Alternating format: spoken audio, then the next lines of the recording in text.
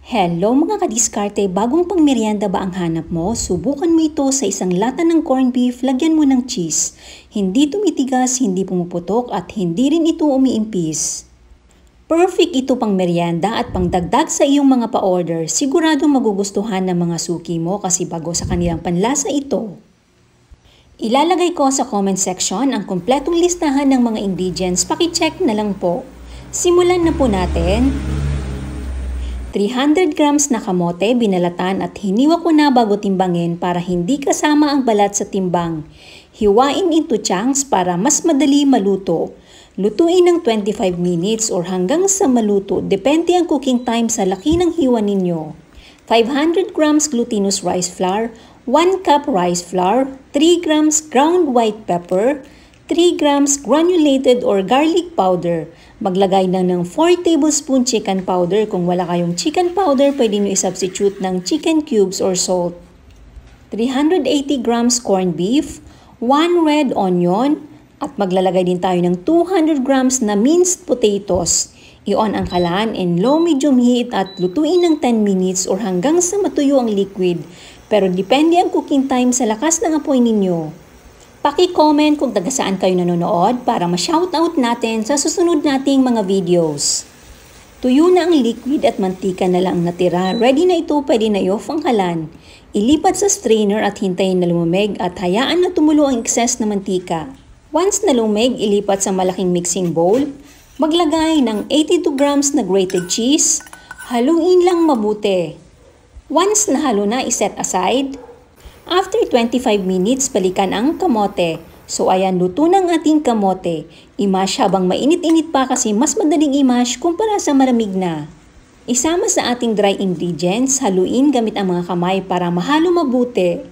Dapat ganito ang consistency niya after natin haluin. Once nahalo na mabuti, maglagay ng 2 1/4 cups na hot water ng pakonti-konti lang. Buhos ng konti then halo, then buhos ng konti then halo hanggang sa mahalo lahat. Boiling hot water po ito, nirest ko lang ng 8 minutes bago ko ihalo. Take note lang, iba-iba po ang absorption ng flour depende sa brand na gamit natin, kaya kayo pa rin po ang mag-a-adjust sa dami ng hot water na ilalagay. Dapat yung consistency niya is madaling bilugin. Shout out kay Ma'am Elizabeth Beseda, Ma'am Gloria Abanto from Quezon City. Mag-scoop ng 1/8 cup na dough, bilangin muna natin lahat kung ilan ang magagawa ng ating recipe. Nakagawa tayo ng 45 pieces para sa ating recipe. Kumuha ng isang dough, then tsaka bilugin at i-flatten. Lagyan ng corned beef sa gitna. I-pinch ang mga dulo para isil. Ikut-ikutin para ayusin ang shape. Hatiin ninyo ang corned beef in 45 pieces, kaya importante na bilangin ninyo kung ilan ang magagawa ng recipe para i-divide nyo mabuti ang corned beef. Shout out kay Ma'am Marites Sacramento Beras from Isabela, Ma'am April May Pareha from Leyte, Ma'am Relly Bernando from Labuan, Zamboanga City, Ma'am Shane Domingo from Ilocos Sur. After natin bilugin, eto na po siya. 150 grams na sesame seeds, at room temperature na tubig. I-dip sa tubig ang dough, make sure na ma-dip lahat ng sides. I-coat ng sesame seeds. I-roll ulit sa kamay para masigurado na dumikit ang sesame seeds. Siguraduhin na dumikit ang sesame seeds para hindi ito magtanggalan once na iprito na natin. I-rest ng 20 minutes bago iprito.